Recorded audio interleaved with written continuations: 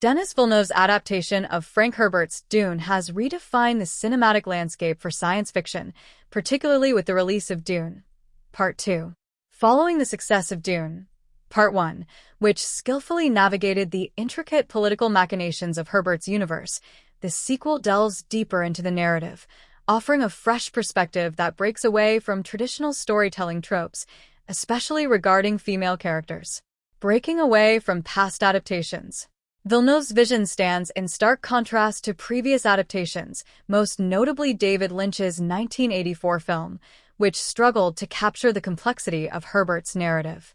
Lynch's version glossed over significant elements, including the crucial war on Arrakis.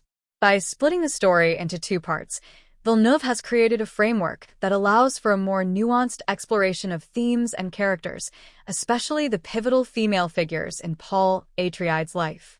In Dune, Part 2, the film embraces a more fluid structure that mirrors Paul's nonlinear relationship with time, thanks to his Mentat training and Bene Gesserit abilities.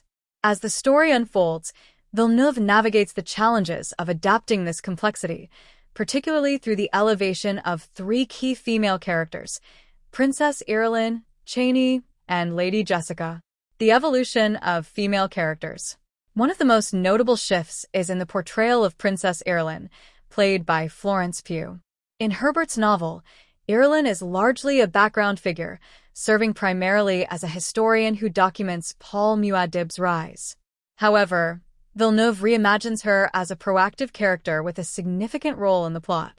Irulan's investigation into Emperor Shah Carino's schemes adds depth to her character, granting her agency that was previously absent in the source material. Chani, portrayed by Zendaya, also experiences a more pronounced development compared to her book counterpart.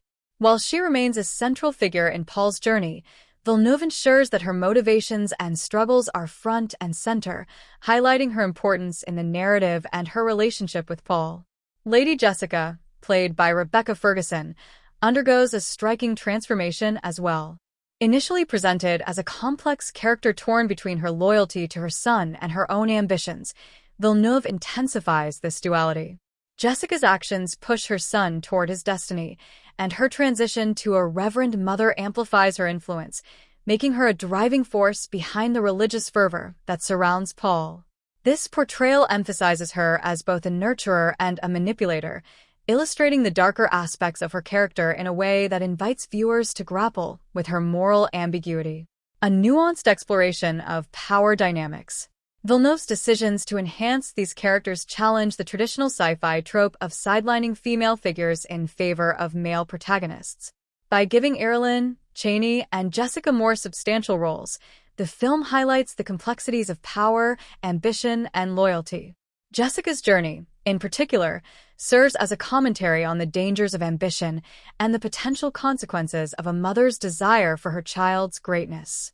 As Dune, Part 2 paves the way for future adaptations, including Dune, Messiah. It sets a new standard for how female characters can be portrayed in the science fiction genre. By centering these women's narratives, Villeneuve not only honors Herbert's vision but also addresses contemporary audiences' expectations for character depth and agency. In conclusion, Dune, Part 2 not only builds upon the rich tapestry of Herbert's universe, but also shatters outdated storytelling conventions. Through the elevation of its female characters, the film offers a fresh perspective that resonates with today's viewers, making it a landmark achievement in modern sci-fi cinema.